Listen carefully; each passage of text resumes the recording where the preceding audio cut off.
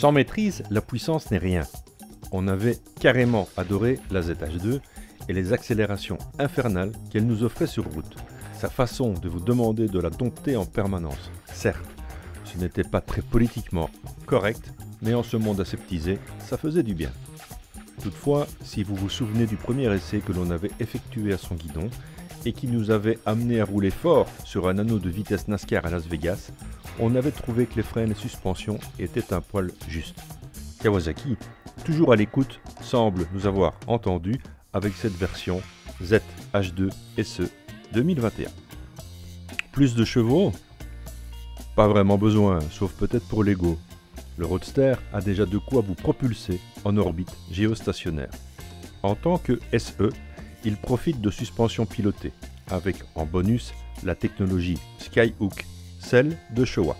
Et traîné par la Versys 1000 SE, deuxième du nom essayé dernièrement dans ce magazine, le freinage gagne aussi en efficacité avec des étriers Brembo de meilleure facture.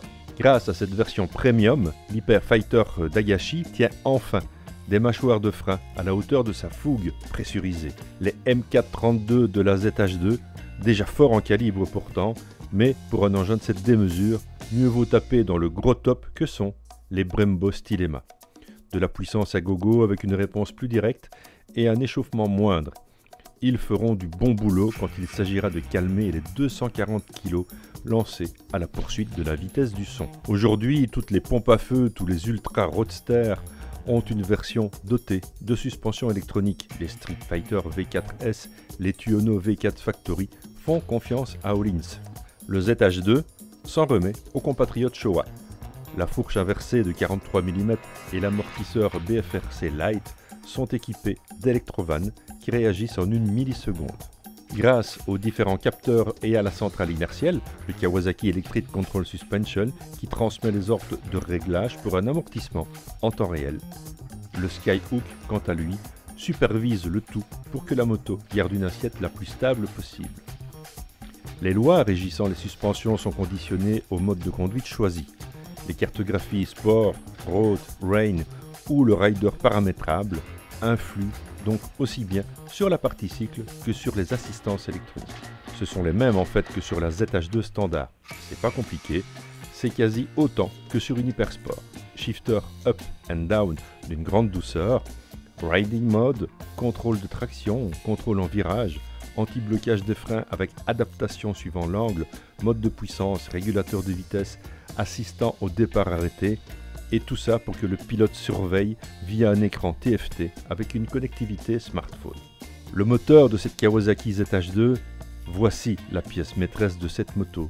C'est clairement lui qui fait le charme de cette machine. Si Kawasaki a pris le parti de lui coller un compresseur de 69 mm taillé dans un bloc d'alu, c'est parce que ça permettait d'obtenir une puissance et un rendement accru tout en conservant une cylindrée de 1000 cm3. Elle décolle, elle bondit et vous avez intérêt à vous agripper au guidon. 200 chevaux dans un roadster délivré avec une telle violence, c'est évidemment trop. Mais c'est surtout trop bien, c'est surtout trop bon. Je voudrais passer ma vie à tourner la poignée de gaz de cette moto en ligne droite. Ça vous fait sentir puissant, unique et peut-être un peu bête. Enfin, ce qui est encore plus fort, c'est qu'au-dessous de 8000 tours minute, le moteur a une autre personnalité. Vous pouvez accélérer à fond sans qu'il se passe vraiment grand-chose. C'est calme, linéaire, ça ne fait aucune vague. C'est tellement souple que j'ai pu démarrer en 6ème sans caler. Et cette souplesse est une vraie qualité pour moi. La Kawasaki ZH2 SE n'est pas une espèce de pétard insurmontable. Vous pouvez très bien passer les rapports avant 8000 et être en compagnie d'une machine civilisée. En revanche, au-dessus, ça devient une vraie teigne. Si vous avez prévu d'acheter une ZH2 SE pour aller la coller sur un circuit, voici mon conseil. Ne le faites pas. C'est une moto de route, développée pour cette utilisation. Il ne faut jamais forcer sur le guidon pour la faire tourner ou changer de direction. La position est très neutre, vous n'êtes ni en appui sur les fesses, ni sur vos poignets, et on trouve facilement sa place sur la moto.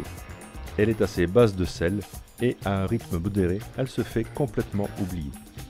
Sur les trajets un peu plus longs et un peu plus rapides, dès qu'on est au-dessus de 110-120 km/h, elle rappelle ce qu'elle est, un roadster, sans aucune protection. La prise au vent est importante. Bref, même si elle a un cruise control d'origine, moi je l'ai davantage appréciée sur les courts trajets.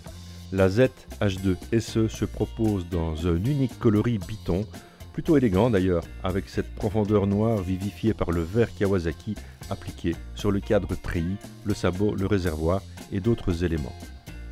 Anoblie dans sa partie cycle, la ZH2 SE permet à Kawasaki d'aller se confronter au plus virulent roadster du marché. Avec lui, ce n'est ni du sport, ni du racing, encore moins de l'arsouille. Quand on demande la tempête à sa turbine, c'est de l'adrénaline envoyée sous pression.